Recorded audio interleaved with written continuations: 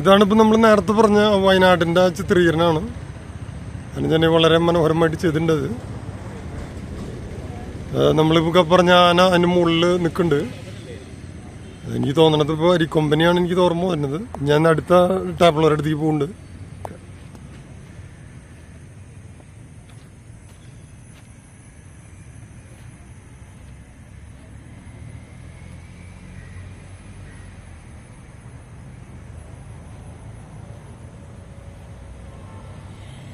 ഈ കാണുന്ന വണ്ടികളൊക്കെ മൈതാനത്തിട്ടേക്കാണ്.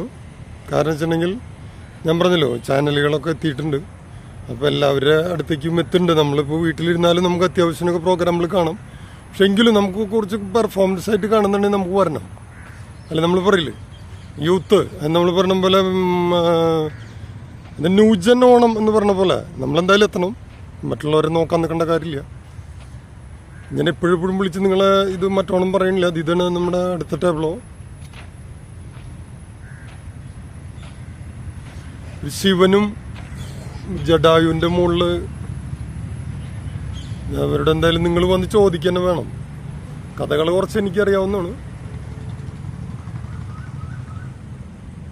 അവതാരന്മാരാണെന്ന് എനിക്കറിയില്ല. ഞാൻ എന്തായാലും വിളിച്ചു പറഞ്ഞിട്ട് കാര്യമില്ലല്ലോ. ശിവൻ ഒരു കാളപ്പുറത്ത് ഇരിക്കുന്നതാണ്,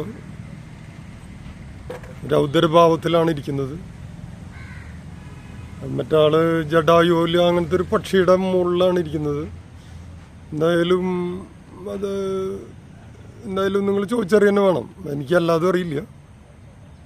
എന്തായാലും ഇത് ഈ വിഷ്വലിൽ കാണുന്ന പോലെ തന്നെ ഇത് സീതാറാമിൽ ദേശമാണ്. പുലിക്കളി സംഘാടക സമിതി പൂങ്കുന്നമാണ്. ഇവിടെ പൂങ്കുന്നത്ത്